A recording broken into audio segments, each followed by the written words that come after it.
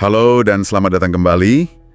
Pernah nggak sih Anda, mungkin seperti banyak orang lain ya, lihat berita soal kereta cepat Jakarta-Bandung, Wush itu, terus agak mikir gitu, bukan soal cepatnya sih, tapi soal biayanya. Angkanya ya, kayaknya fantastis banget gitu. Iya, angkanya itu loh. Apalagi kalau dibandingin per kilometernya, misalnya sama proyek Haramain High Speed Rail, HHR, di Arab Saudi. Itu kan HHR jalurnya jauh lebih panjang, tapi kok total biayanya bisa mirip-mirip. Gimana ceritanya? Nah, pertanyaan itu wajar banget muncul. Memang perbandingan biaya ini sering jadi diskusi hangat ya, dan kadang bisa bikin orang langsung menyimpulkan sesuatu yang mungkin kurang tepat. Makanya kita mau bahas nih. Betul. Sumber kita kali ini kan dari analisiskompas.com ya, yang juga mengutip pandangannya Pak Taufik Widjojono. Beliau Ketua LPJK Kementerian PU. Nah, analisis ini mencoba mengurai gitu. Kenapa sih angka-angka itu bisa begitu? Oke, jadi misi kita sekarang ini kita mau coba bongkar lah ya kenapa Wush ini kesannya lebih mahal per kilometer. Kita nggak cuma lihat angka akhirnya, tapi mau gali lebih dalam nih. Faktor konstruksi, kondisi lokal di Indonesia yang unik itu gimana berdasarkan penjelasan di analisis tadi. Sip. Kita mulai dari angkanya dulu deh, yang sering dibandingin. Wush itu kan sekitar 7,26 miliar dolar AS ya, untuk jalur 142,3 km. Iya, betul. Sementara HRR di Arab Saudi itu sekitar 7 miliar dolar AS. Mirip ya totalnya, tapi nah ini dia jalurnya 450 km. Jauh banget bedanya. Jauh. Jadi kalau dihitung kasar per kilometer, ya jelas Wush kelihatan jauh lebih tinggi biayanya. Tapi, ya itu tadi, seperti kata Pak Taufik Widjojono juga, bandingin biaya infrastruktur antar negara cuma dari biaya per kilometer itu bisa misleading banget. Kenapa tuh? Karakteristik proyeknya, tantangan di lapangannya itu beda banget soalnya. Oke. Coba kita bedah deh satu-satu ya. Menurut analisis yang mengutip Pak Taufik itu, biaya total proyek kereta cepat itu kan kompleks ya, bukan cuma harga keretanya aja, ada banyak banget komponennya. Mulai dari mana nih enaknya? Biaya penyelenggaraan dulu kali ya? Boleh, itu kan biaya operasional perusahaan proyeknya ya, sehari-harinya gitu. Terus, ada biaya yang penting banget di awal, yaitu perencanaan sama studi kelayakan. FS lah, Feasibility Study. Itu fondasinya ya? Fondasinya banget. Ini buat nentuin proyeknya ini make sense nggak sih secara teknis, ekonomi, lingkungan. Kalau salah di sini, wah bisa repot ke belakangnya. Oke, habis FS, terus ada proses cari kontraktornya kan? Tender gitu? Iya, pengadaan kontraktor. Milih siapa yang bangun itu kan ada biayanya juga, prosesnya juga mesti bener. Nah, abis itu ini nih, bagian yang sering banget jadi biang kerok cost overrun di banyak proyek di sini. Ah, pasti soal tanah ini. Nah, itu dia, pembebasan lahan. Analisis ini juga nyorot itu sebagai faktor krusial dan rawan banget bengkak biayanya. Ngurusin tanah, ganti rugi, mindahin warga di negara padat kayak kita ini kan, tantangannya luar biasa. Kompleks, sensitif.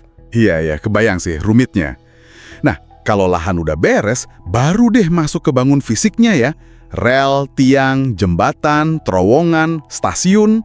Betul, itu biasanya porsi paling gedenya lah dari total biaya. Tapi nggak berhenti di situ aja kan? Nanti kalau keretanya udah jalan pun masih ada biaya lagi. Oh iya ya, biaya operasional. Iya, biaya operasi harian, listriknya, sistem komunikasinya, gaji masinis, staf stasiun, keamanan, wah banyak. Terus, biaya maintenance infrastrukturnya juga. Rel kan aus, sinyal perlu diupdate, jembatan perlu dicek rutin. Itu biaya jangka panjang, harus dihitung. Belum lagi kalau ada utang ya, biaya bunga pinjamannya. Tapi di sisi lain, kan ada potensi balik modal juga ya. Dari tiket sama mungkin area komersial di stasiun. Iya, dari tarif sama pengembangan area komersial, kayak toko atau restoran di stasiun. Itu harapannya bisa bantu nutup biaya. Oke, jadi daftarnya panjang banget ya ternyata. Tapi nih, dari sekian banyak itu, analisis kompas.com ini ngerucut ke dua hal utama nih katanya, yang bikin biaya Wush jadi tinggi banget, apalagi kalau dibandingin HRR. Benar, ada dua faktor kunci. Apa aja tuh? Pasti nyangkut kondisi di Indonesia banget ya. Sangat.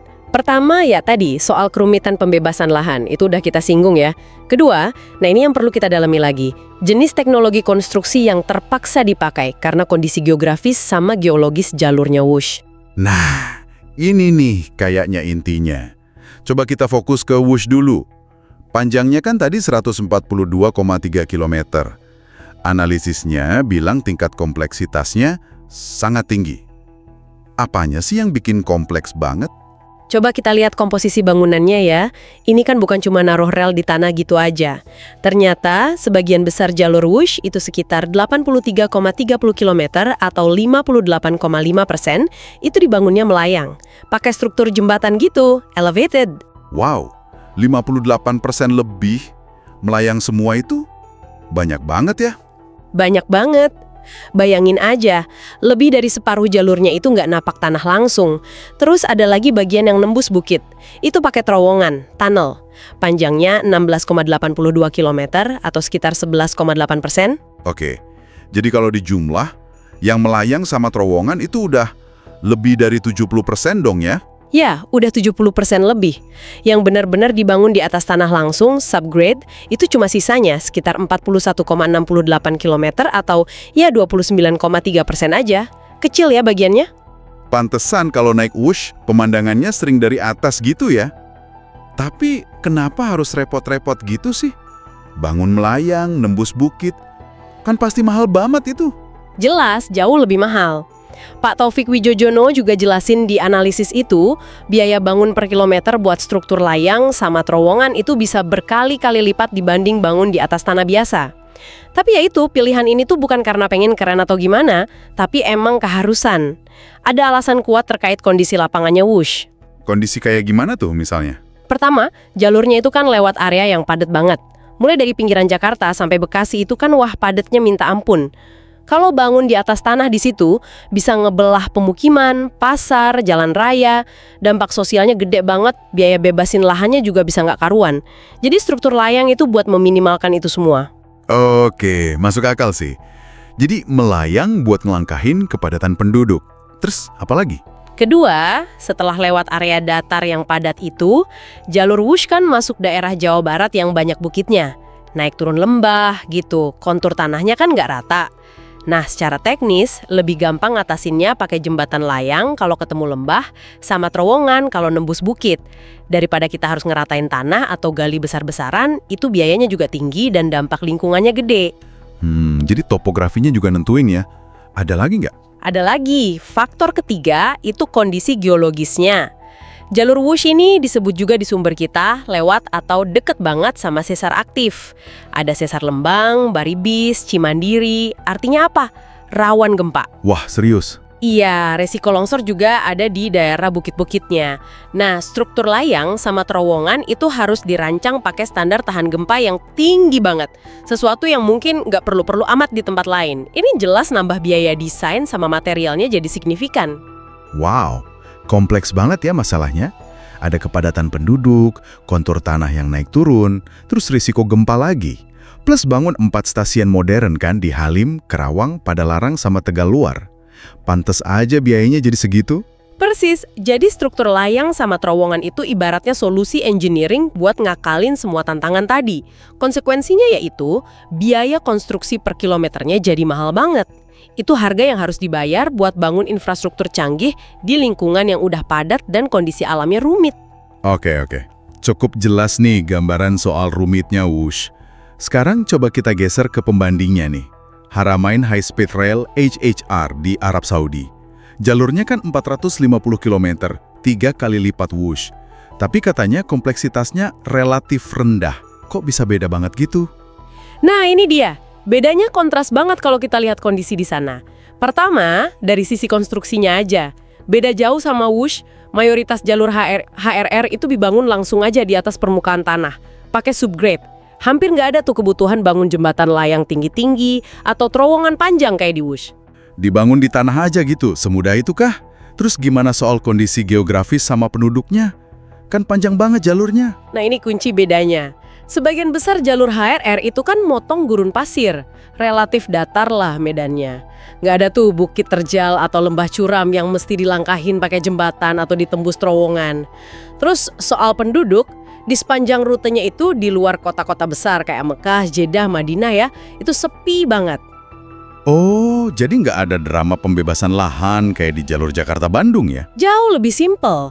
Malah analisis kompas.com itu nyebutin sebagian jalur HHR itu dibangunnya di median jalan tol yang udah ada. Di tengah-tengah jalan raya Haramain Road itu, ya jelas ini gampang banget kan, nggak perlu banyak bebasin lahan baru, konstruksinya juga lebih mudah. Wah, enak banget ya bangunnya.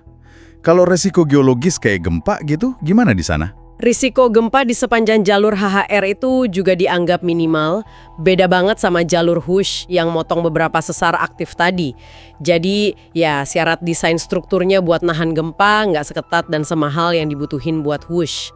Jadi meskipun HHR punya 5 stasiun ya, di Mekah, Jeddah, Bandara Jeddah, King Abdullah Economic City, sama Madinah, terus jalurnya jauh lebih panjang, tapi proses bangunnya itu rata-rata jauh lebih simpel dan murah ya per kilometernya. Tepat sekali.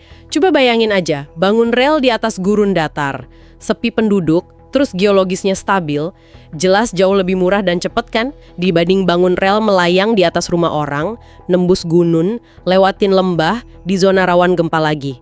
Nah, perbedaan mendasar ini yang ngejelasin kenapa HAR bisa dibangun dengan total biaya yang mirip WUSH, padahal panjangnya 3 kali lipat. Ini benar-benar bikin ngelihatnya beda ya. Jadi kalau kita tarik kesimpulan nih dari perbandingan ini, intinya tuh bukan soal siapa yang lebih murah atau lebih mahal per kilometer gitu aja ya. Tapi lebih ke kenapa biayanya segitu. Faktor penentunya bukan cuma harga keretanya atau panjang relnya doang. Nah, Anda dapat poinnya. Kondisi geografisnya datar versus gunung, geologisnya stabil versus rawan gempa, demografisnya sepi versus padat, tantangan bebasin lahannya gampang versus rumit. Dan yang paling penting, akibat dari semua itu kepilihan teknologi konstruksinya, dominan subgrade versus dominan elevated tunnel. Itulah kunci utama di balik beda biaya per kilometer yang mencolok antara HHR dan WUSH. Yang ngutip pandangan ahli kayak Pak Taufik Wijojono, benar-benar nunjukin pentingnya ngelihat konteks lokal ya. Kita nggak bisa pakai kacamata yang sama buat nilai proyek infrastruktur di tempat yang beda-beda. Biaya bangun fisiknya yang dipengaruhi medan sama lingkungan, ternyata bobotnya jauh lebih gede dalam total investasi dibanding komponen lain yang mungkin lebih standar ya, kayak keretanya, rolling stock, atau sistem sinyalnya. Memang begitu. Ini jadi pengingat buat kita semua lah ya. Kalau lihat angka-angka gede proyek infrastruktur, jangan cuma kaget sama angkanya. Tapi coba tanya juga, tantangan unik di lapangannya apa aja sih? Gimana kondisi lokal maksa desain dan cara bangunnya jadi begitu? Nah, jawaban dari pertanyaan itu yang seringkali bisa jelasin kenapa biayanya jadi segitu. Jadi, bisa kita rangkum ya dari penelusuran kita hari ini, biaya per kilometer WUSH yang lebih tinggi dibanding HRR itu bukan aneh, tapi ya emang konsekuensi logis dari medan yang luar biasa kompleks di Indonesia. Keharusan bangun mayoritas melayang, elevated, sama nembus terowongan, tunnel, karena lewat area super padat, kontur gunung lembah, plus zona rawan bencana, ditambah ruwetnya bebasin lahan, itu faktor utamanya yang bikin biaya konstruksi per kilometernya naik. Betul. Sementara HRR di Arab Saudi itu ya bisa dibilang dapat karpet merah lah buat konstruksi kereta cepat. Lahannya gurun luas, datar, penduduknya dikit, geologisnya relatif stabil. Jadi bisa bangun mayoritas di atas tanah, subgrade, yang jelas jauh lebih hemat biaya per kilometernya. Oke, terima kasih banyak nih udah nemenin kita ngebahas ini. Semoga analisis ini ngasih Anda pemahaman yang lebih lengkap ya, lebih ada nuansanya gitu, soal dinamika biaya proyek raksasa kayak kereta cepat. Dan kenapa bandingin langsung antar negara itu perlu hati-hati banget. Sama-sama. Mungkin sebagai penutup ya, perbandingan WUSH sama HHR ini sebenarnya bisa jadi bahan renungan juga buat kita. Kalau kita sadar betapa unik dan menantangnya kondisi geografis, sosial, kepadatan penduduk, sama struktur biaya di Indonesia ini, gimana ya sebaiknya pendekatan kita ke depan buat ngerencanain dan ngerjain proyek-proyek infrastruktur strategis lainnya? Pertanyaan bagus tuh. Gimana caranya kita bisa lebih pinter lagi nyiimbangin antara ambisi buat maju dengan realita tantangan di lapangan? Biar setiap rupiah yang keluar itu hasilnya maksimal, efisien, sambil kita belajar dari pengalaman proyek kayak WUSH ini. Ini kan pertanyaan strategis ya, dampaknya puluhan tahun ke depan, layaklah buat terus kita pikirin bareng-bareng jawabannya.